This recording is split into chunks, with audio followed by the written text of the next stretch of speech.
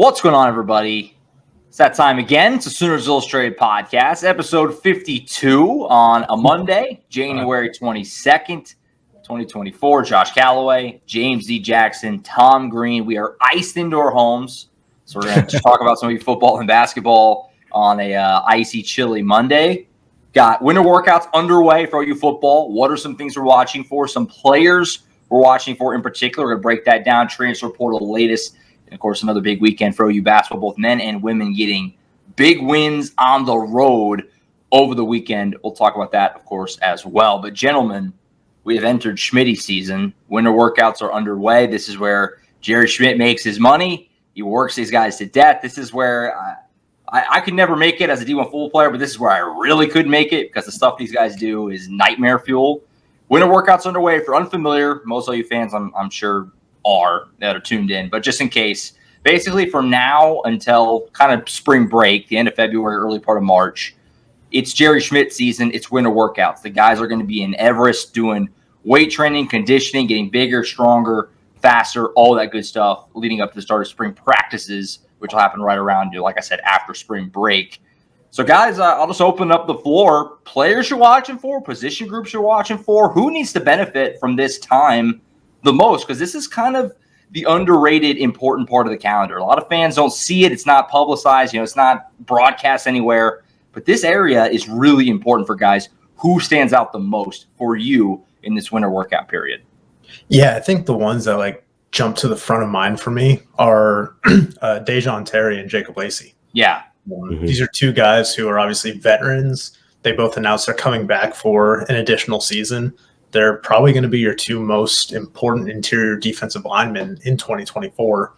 And they've played, obviously, in the Big 12. And, Dejon Terry's got SEC experience. Jacob Lacey's got experience at Notre Dame. So he's played in these big games. But these are also guys that had very truncated off seasons, I guess would be the best word. I mean, Dejon Terry didn't get to Oklahoma until the summer. So he only had a couple months to ramp up before the season and kind of get acclimated. So this is going to be his first full off season under Jerry Schmidt. And then Jacob Lacey, I mean, we've been over it. This is a guy who we weren't even sure was going to play football last year because he had those pulmonary embolisms, dealt with the blood clots. His football career was in doubt this time last year, basically. So he did not get an off season at all. Really. It was kind of a surprise when he returned as soon as he did, and he was out there pretty much from the start of the season. So these are two guys who, Oklahoma, they obviously already know the system, they know the playbook, but now they're getting a full off season to get acclimated, to get their bodies right, and be those physical point of attack guys defensively that Oklahoma is going to need in the SEC. I mean, Tom said it best. I mean, those are the two guys, two of the most important guys to look at in this offseason, especially getting stronger and getting, bigger, especially for the SEC. So I'm going to throw a wild card out there. I want to see Brendan Thompson, man. What has he been doing? Yeah. What's been going on with him? I know he's got better and better as the season got on because he only had a few snaps here and there, but in the championship game against Arizona, he kind of showcased what he could do, before he got knocked out of that game. So just him getting back healthy and getting fully acclimated to the Oklahoma program and, another season into it. I want to see more of him next year. Can he be that deep threat receiver that everybody's looking for, especially as Andrew Anthony works back from his knee injury that he had suffered in the Texas Red River rivalry game? So I'm looking for Brendan Thompson, man. That's going to be a fun one, I think. Yeah, and Brendan Thompson, another guy who, like Terry, came in the summer last year, so he didn't do this whole Schmitty thing, last winter. So this will be the first run for him. That's a great one. I'll throw in PJ Adebawore. That's a guy who's going into year two, who is just a freak of nature. He's an alien person. You look at his length, his arms, and everybody's excited about what he can be. But everybody knows he probably needs to put on some more weight, get a little stronger, and things like that. Now's the time. I mean, if you want to be an impact guy in year two, it feels like we can go back to this time period. If we're sitting here in October saying, look at the jump that PJ made in year two, we may go back to January, February, and the time he put in now with Schmitty building up that body, because that frame can hold so much more weight than it currently is. And so this is an important stretch, I think, certainly for him. Another position group, I'm sure you guys would agree, and we've talked about it to death, offensive line in general, right? Yeah. I mean, the O-line is under a microscope in a major way right now. You're going to have to lean on some younger guys potentially going into next year. We're talking about some more portal. They may not be done in the portal just yet. We're going to get to that in just a second. But that group as a whole, this is a lot of times it's been said that where Jerry Schmidt does his finest work is with the O-line in this time period and building these guys up, their conditioning, their strength, all that stuff. So really the whole position group, right, Tom, it's a key moment, key time for them to try and get back to a place where they feel good about things moving into next year. Yeah, and obviously, like the returning guys, it's big for them. But also, look, you're bringing in 3 transfer portal guys so far. You know, Spencer Brown, Fabici and Wewu, I hope I pronounced that right, and Michael Tarquin, all guys who have experience, but guys who are going to need to get into the kind of shape that Oklahoma wants to run their offense. And then another one, you know, Eugene Brooks, early enrollee freshman. Yeah. I mean, I think this offseason is going to be huge for him, especially with Oklahoma having kind of question marks at those guard spots right now. He's a guy who just like absolutely dominated when he was at these all-star events before, getting on campus this spring. But yeah, that offensive line, the winter workouts are just going to be incredibly important for that group in particular. Mm-hmm. Definitely. Both sides, man. Both sides. Defensive line, offensive line. It's important for this league. 100%. Everybody knows that. Yeah. I mean, getting guys like Jaden Jackson and David Stone in there early too to see like how quickly they can develop, because those are 2 more guys that were really impressive at these all-star events, you know, whether it was those guys or whether it was the Polynesian Bowl. Yeah. I mean, like those guys can be the type of freshmen who come in and make an impact right away. And these next couple months are when, you know, they can kind of take that first big step toward becoming, you know, role players as freshmen.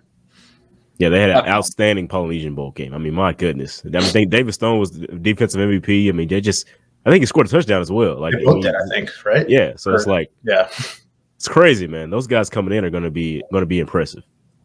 Absolutely. David Stone just dominates everywhere he goes. And Jaden Jackson, who just continues to kind of fly under the radar a little bit. But that's a scary duo for sure. They had a great week.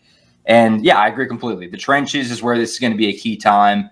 Also costs in just a couple more second-year guys. But the linebacker group, you know, they're bringing everybody back. So you're not going to probably have to lean on these guys. But if Lewis Carter and Samuel Osigo want to get into the mix next year, this is probably a key stretch for them. It starts now. You know, trying to impress these coaches and everything to get snaps for yourself. It kind of starts now. And Lewis Carter, well documented, superhuman with what he can do in the weight room. The stories, he's become almost a mythic figure like already, and he's only going into year 2.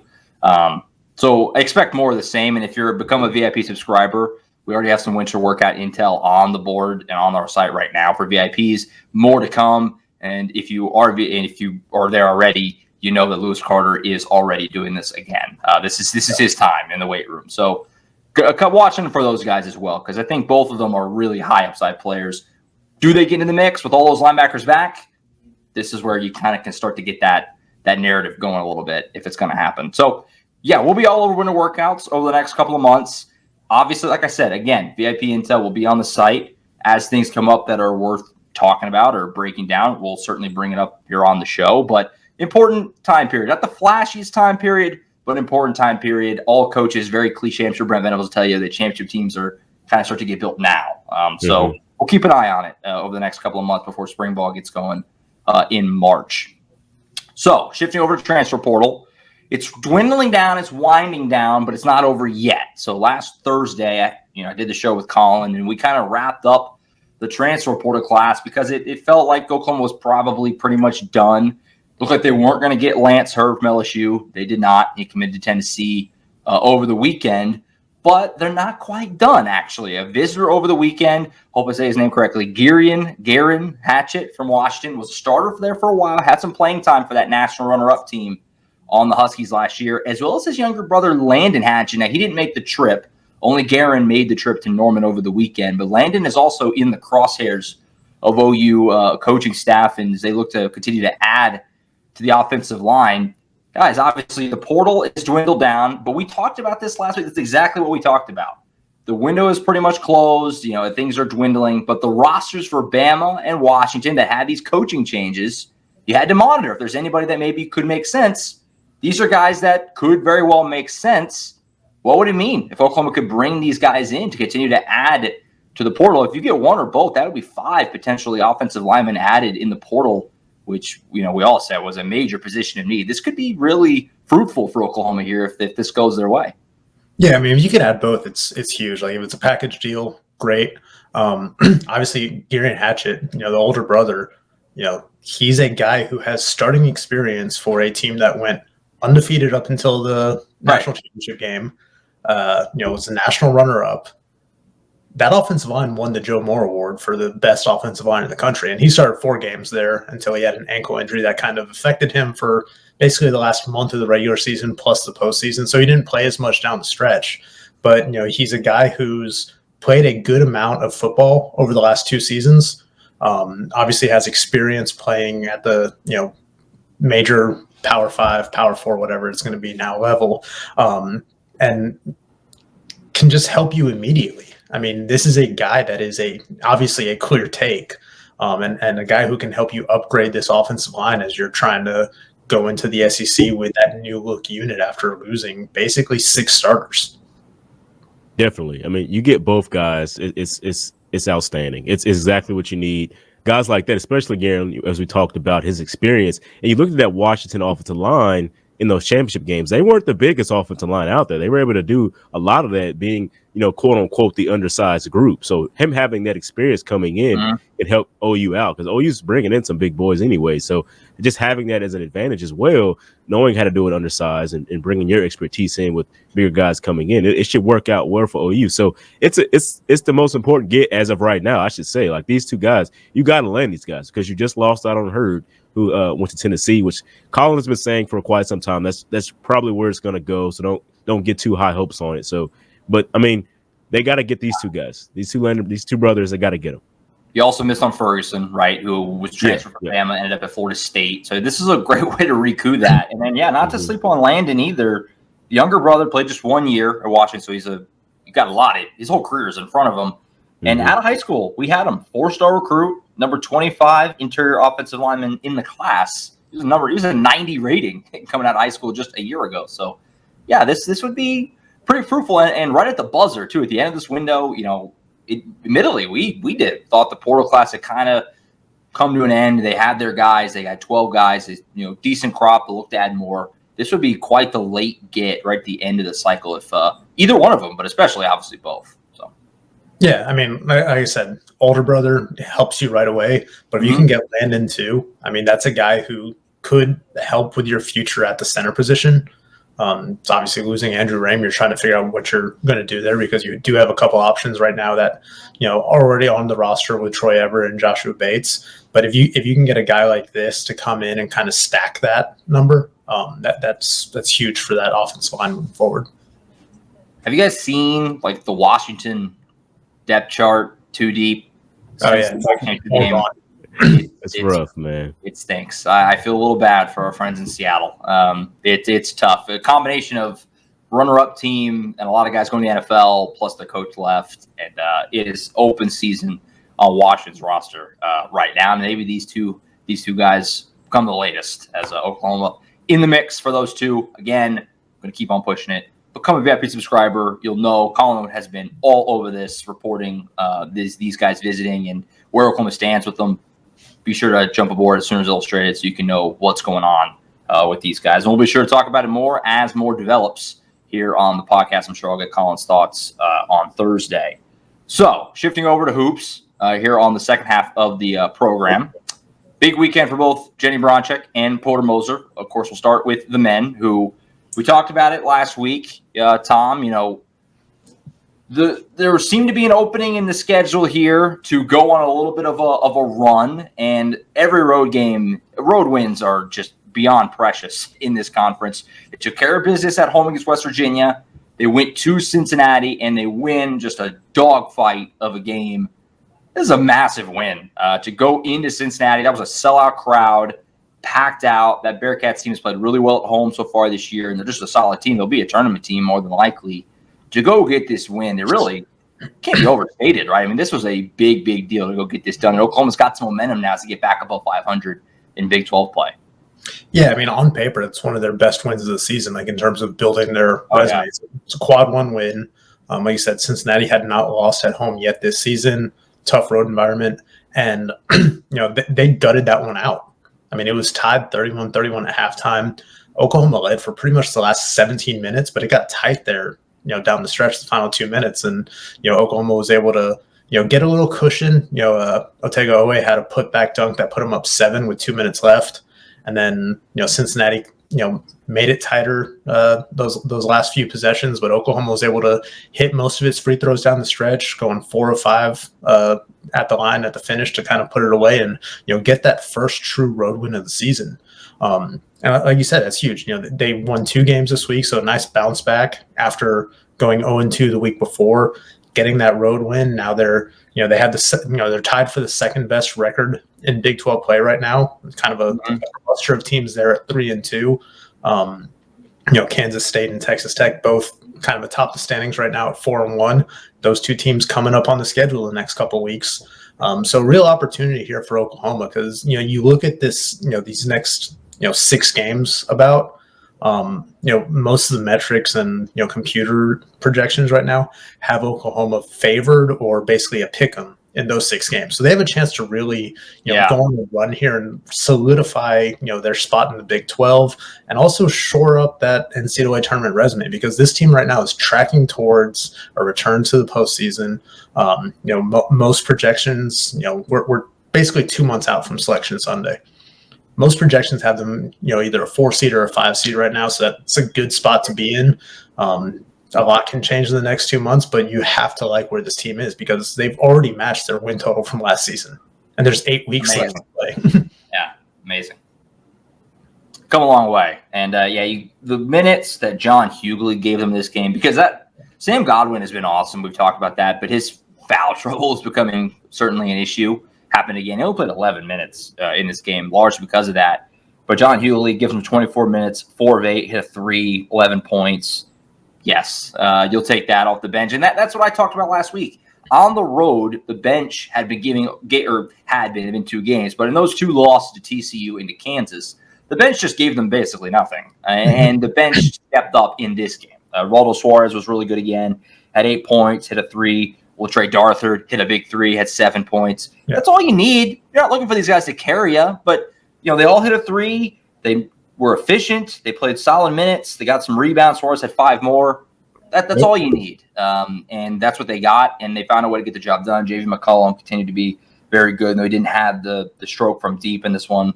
Jalen Moore 10 rebounds again. He's just an animal.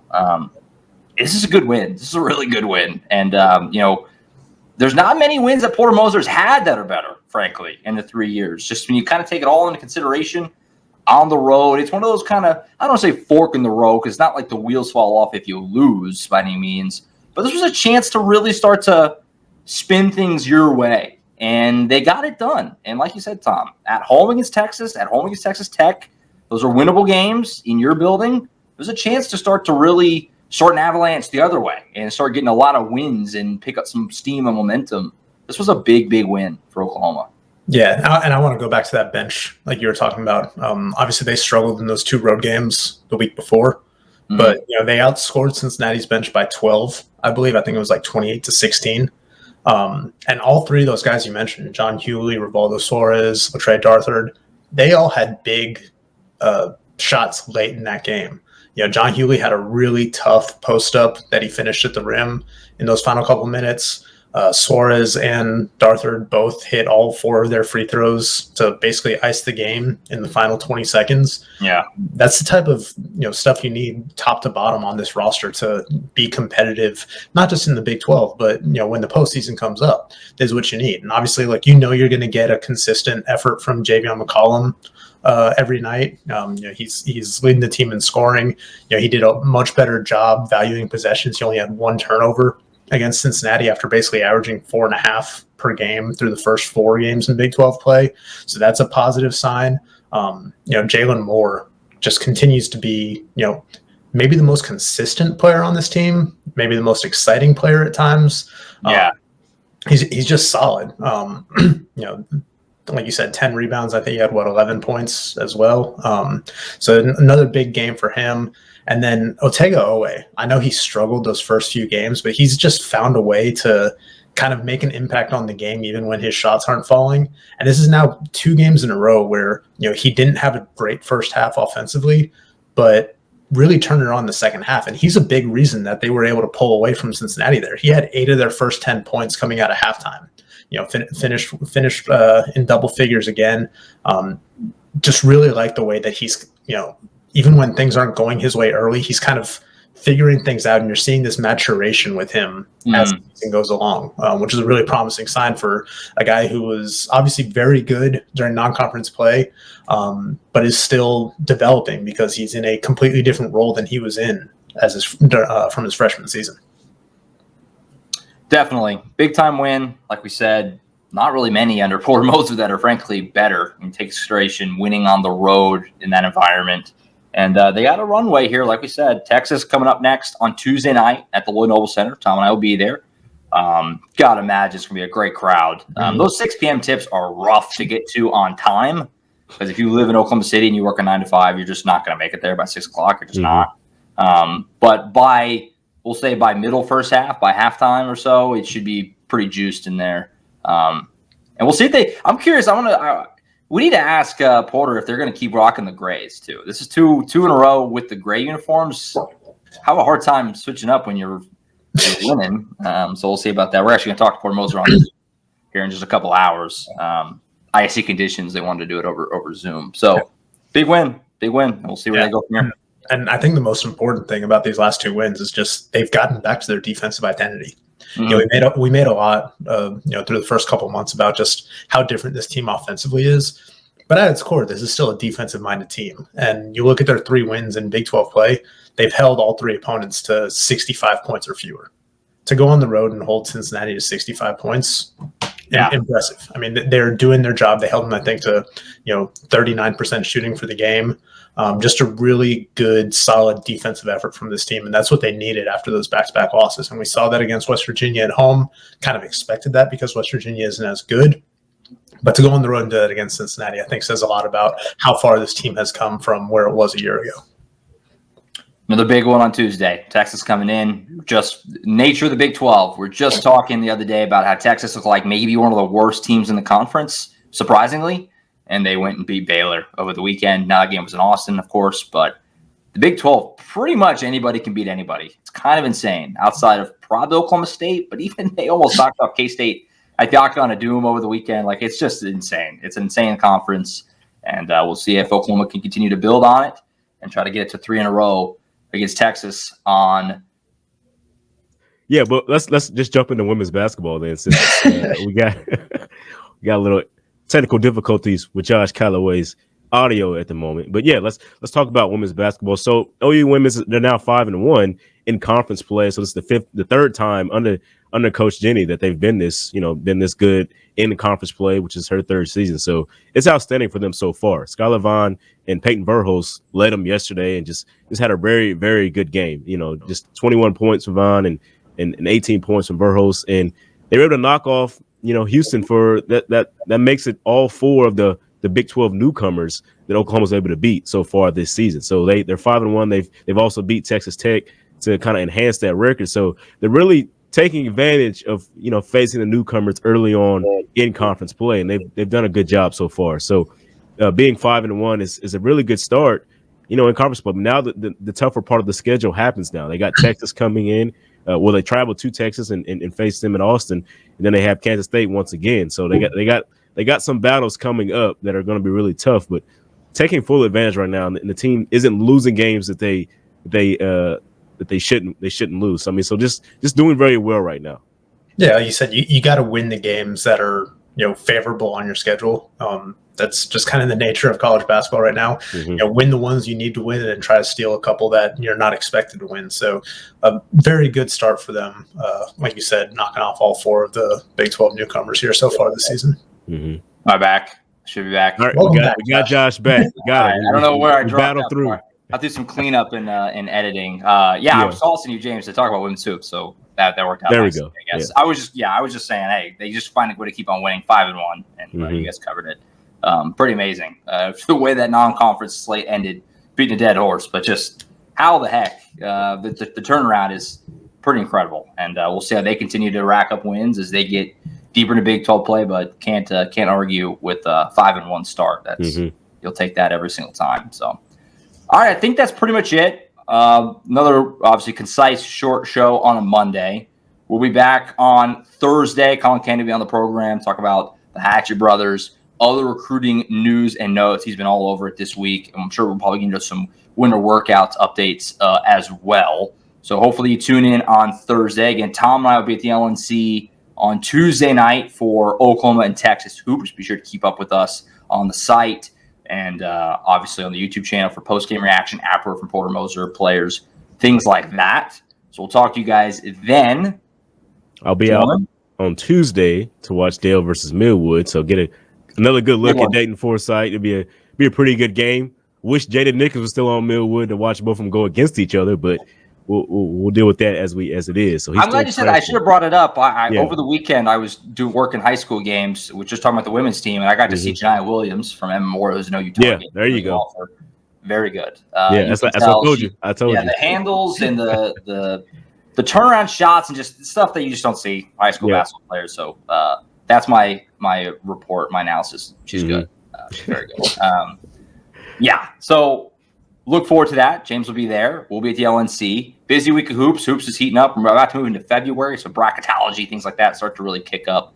And we'll be all over. Hopefully you join along for the ride through the rest of the hoop season. Of course, we'll be all over football as well. Diamond Sports are approaching sneakily as well. Softball openers in can't wait 2-3 weeks. Baseball opening days in less than a month. So buckle up. About to get very busy around here in the spring.